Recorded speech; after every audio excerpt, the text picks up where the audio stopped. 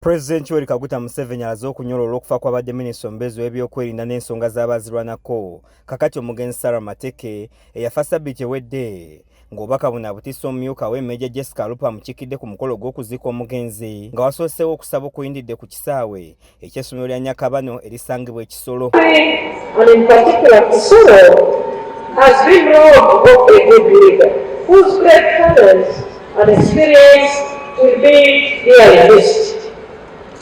In this hour of grief, let the family of Pulezidenti Mateke know that the NRM is a big clan. You are not alone.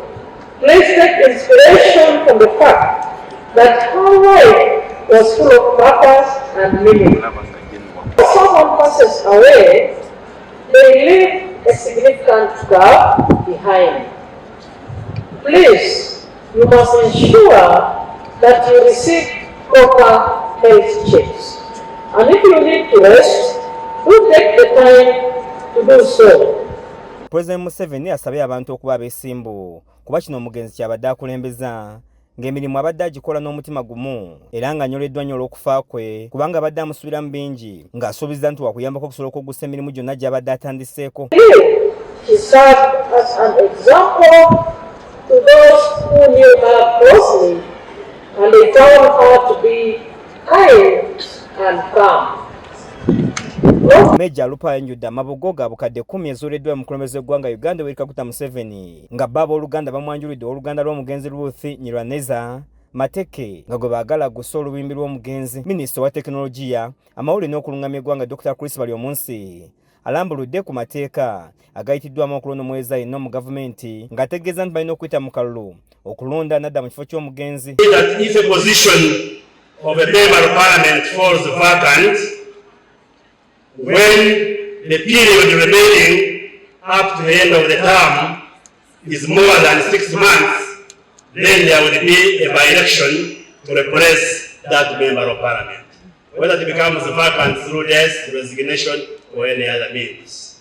The term of the current parliament will expire in May 2026, which, if you calculate, is more than 6 months from today, meaning that we shall have to arrange to have another woman member of parliament to represent KISORO district in parliament to complete this 11th term of parliament. Abakungu okuva mu ggwandiso ly'ekibiina kya NRM okubadde omuwandiika w'ekibiina omwogezi Richard Todong ne Ssaabakunzi Rosemary Nansubuga Sseninde balaze okunyola okufa kwa munnaabwe nga basaba bannakisolo okusigala nga bali bumu bo abaliko n'omugenzi mu palamenti ey'omwenda bamugeddeko birungi byereere.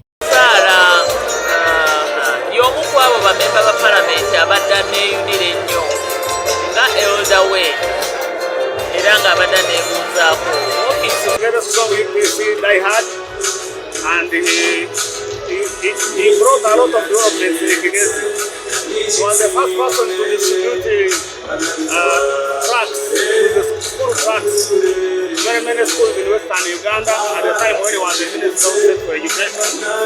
And from there, he set a very strong legacy in the leadership of Pulezidenti. Joan Katushabe yakusakidde eggulire lino ku KISORO TV agaleero.